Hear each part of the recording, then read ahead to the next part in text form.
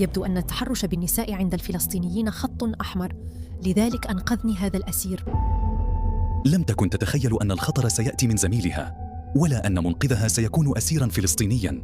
هذه المجندة الإسرائيلية تكشف أخطر ما يحدث داخل السجون بعد أن تركت وظيفتها. عندما بدأت عملي في هذا السجن كنت أسمع بعض القصص عن المكان، لكنني لم أكن أصدقها.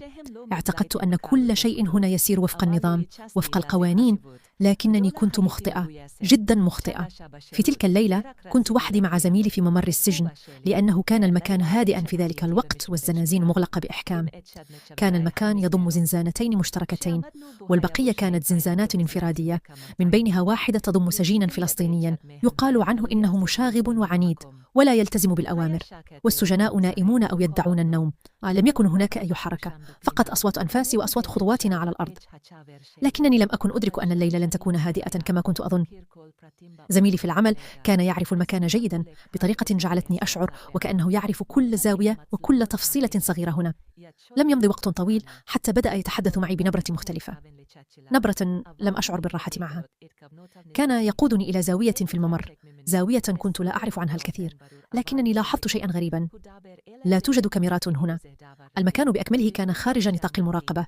وهنا بدأت أفهم، لم يكن الأمر صدفة، لم يكن الأمر عفويا. كان يعرف تماما ماذا يفعل، وكان يعرف أنه في هذه الزاوية تحديدا لن يتمكن أحد من رؤيتنا. حاولت التراجع، لكن كلماته كانت واضحة: لا يوجد أحد هنا، الإدارة بعيدة جدا، حتى لو صرخت لن يسمعك أحد. كنت أعرف أنه محق، كنت أعرف أنني في مأزق. شعرت بالخوف لأول مرة منذ أن بدأت عملي هنا. لم يكن هناك مخرج، لم يكن هناك خيار سوى أن أفكر بسرعة، أن أجد حلا قبل أن يفوت الأوان. نظرت إليه ثم قلت بصوت هادئ وأنا أبتسم: حسنا، لكن دعني أستعد أولا. كان علي التظاهر بالموافقة لكي أشتري الوقت، لكي أجد طريقة للخروج من هذا الفخ. كنت بحاجة إلى شيء واحد فقط، إلى شخص واحد فقط يمكنه مساعدتي. وهنا خطرت لي فكرة. التفت بسرعة إلى الزنزانة الانفرادية، تلك التي تضم السجين الفلسطيني الذي كنت أسمع عنه الكثير. لم أكن أعرفه شخصيا، لكنني كنت أعرف شيئا واحدا: أنه شخص لا يلتزم بالأوامر، وأنه لا يخاف بسهولة. وضعت المفتاح في القفل وفتحته بسرعة قبل أن يدرك زميلي ما أفعله. وفي اللحظة التي فتحت فيها الباب سمعت صوته خلفي يسأل بغضب: ماذا تفعلين؟ أما السجين فقد نظر إلي للحظة بذهول، ثم إلى الجندي الذي يقف خلفي، وعندها أدرك كل شيء بدون أن أخبره. لم يكن بحاجة إلى كلمات، لم يكن بحاجة إلى تفسير. وبطريقة لم أتوقعها هجم على الجندي وأصبح يصرخ بالعربية. لم أفهم ما كان يقوله، لكنني فهمت إنه كان يهين الحارس. ثم حدث شجار عنيف بينهم، وكنت خائفة جدا من تطور الشجار لأن الحارس كان يحمل سلاح، لكن السجين لم يخف أبدا. عندما رأيت السجين والحارس في مواجهة مباشرة أدركت أنني الآن في موقف أكثر خطورة مما كنت عليه قبل لحظات. صحيح أنني كنت بحاجة إلى النجاة، لكن ماذا لو تحولت هذه اللحظة إلى كارثة أكبر؟ في ثوان تسابقت الأفكار في رأسي. ماذا لو استغل السجين الفرصة وحاول الهروب؟ ماذا لو تسبب في فوضى عارمة؟ ماذا لو اعتدى على الحارس بشكل عنيف؟ هل كنت سأتحمل مسؤولية ذلك؟ لكن في تلك اللحظة لم يكن هناك وقت للتحليل أو التفكير كثيرا. كنت بحاجة إلى الخروج من هذا الموقف بأي طريقة. ركضت نحو الإدارة، وصلت إلى هناك وأنا ألهث. وجدت الضابط المسؤول يجلس خلف مكتبه ينظر إلي ببرود. قلت له بصوت مضطرب: حدث شيء خطير، يجب أن تتدخلوا فورا. لكنني لم أكن أعرف أنني كنت أنا من سيتعرض للعقاب. بدلا من أن يسمعوا لي كانوا مهتمين فقط بأمر واحد: كيف تجرأت على فتح الزنزانة؟ لم يكن يهمهم أنني كنت في موقف خطير، ولا أن الجندي يحاول استغلالي. كل ما ركزوا عليه هو أنني خالفت القواعد، وأنني أعطيت سجينا فلسطينيا فرصة ليهاجم أحد جنودهم. قرارهم كان سريعا، تم معاقبتي، تم تخفيض رتبتي، وتم نقلي إلى مكان آخر بعيدا عن السجن. أما السجين لم أره بعدها أبدا. أخبروني أنهم نقلوه إلى سجن آخر، إلى مكان أكثر قسوة، حيث لن يتمكن من التسبب بأي مشاكل أخرى. لا زلت أشعر بالذنب حيال ذلك. لا أعرف ما إذا كنت قد أنقذته أم أنني جعلت وضعه أسوأ. لكن الشيء الوحيد الذي لم أفهمه حتى اليوم: لماذا ساعدني؟ لماذا خاطر بنفسه لأجلي رغم أنني كنت عدوته؟ بحثت عن إجابة وسألت أشخاصا فلسطينيين، والجواب كان دائما واحدا: لأن التحرش بالنساء، أي امرأة، حتى لو كانت عدوة، هو خط أحمر بالنسبة لنا. حتى في الحرب هناك حدود لا يمكن تجاوزها.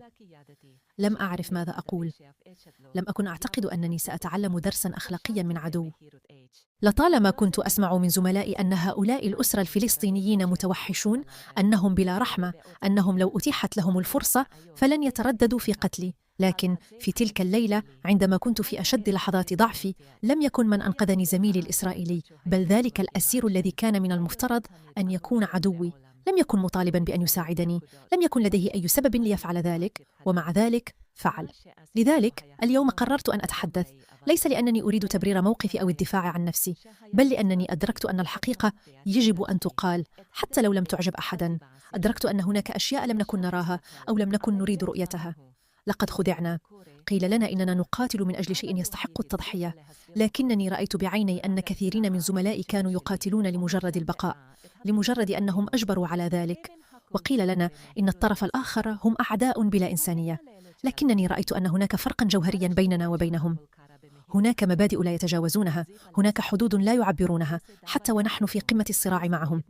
أنا لست هنا لأطلب التعاطف ولا لأدعي البطولة، لكنني هنا لأنني لم أعد أستطيع أن أسكت. هذه ليست قصة عن الحرب فقط، بل قصة عن الإنسانية التي اكتشفتها في المكان الذي لم أتوقع أن أجدها فيه أبداً. التحرش داخل الجيش الإسرائيلي ليس أمراً جديداً، لكنه أيضاً ليس شيئاً يناقش علناً. هناك تواطؤ بالصمت، لأن الحديث عن هذه الأمور يعني الاعتراف بخلل عميق في المنظومة. كثير من المجندات يتعرضن لما تعرضت له، لكن معظمهن يخترن السكوت خوفاً من العقاب أو التهميش. المشكلة ليست في الأفراد فقط، بل في الثقافة العسكرية نفسها، حيث يتم التغاضي عن هذه التصرفات وكأنها جزء طبيعي من البيئة الصارمة التي نعيش فيها. في النهاية، الإدارات العسكرية لا تهتم بحماية المجندات بقدر ما تهتم بحماية صورتها أمام العالم. هذه هي الحقيقة التي عشتها بنفسي. تقوم قيادة الجيش الإسرائيلي في هذه الأيام بحملة واسعة للتحذير من مخاطر التحرش داخل المؤسسة العسكرية وتداعياته على المجندين والمجندات. الحملة تتضمن مقاطع توعوية، من بينها شريط رسوم متحركة يظهر جندياً وهو يتحدث مع زميلته بطريقة تحمل إيحاءات واضحة، قبل أن يتطور الأمر ليصبح جريمة تحرش يعاقب عليها القانون. ما كشفته هذه المجندة ليس مجرد حادثة فردية، بل هو جزء من ظاهرة خطيرة داخل الجيش الإسرائيلي، حيث تتزايد التقارير عن التحرش والاعتداءات الجنسية التي تتعرض لها المجندات. وفقاً لتقارير عديدة، من بينها تقرير نشرته سكاي نيوز عربية، فإن واحدة من بين كل 4 مجندات في الجيش الإسرائيلي تعرضت لاعتداء جنسي، في حين أن العديد من الحالات الأخرى لا يتم الإبلاغ عنها خوفاً من الانتقام أو التستر عليها من قبل القيادة العسكرية. ليس هذا فقط، بل إن فضائح التحرش داخل الجيش هزت الرأي العام الإسرائيلي، حيث صدرت أحكام قضائية ضد بعض الضباط المتورطين. كما أشار تقرير آخر نشرته سكاي نيوز عربية إلى أن القيادة العسكرية تحاول التخفيف من تداعيات هذه الفضائح، لكن الحقيقة أصبحت مكشوفة أمام الجميع. ما حدث داخل هذا السجن وما يحدث داخل الجيش الإسرائيلي يؤكد أن الخطر الأكبر على المجندات ليس فقط في ساحة المعركة، بل داخل مؤسستهم العسكرية نفسها.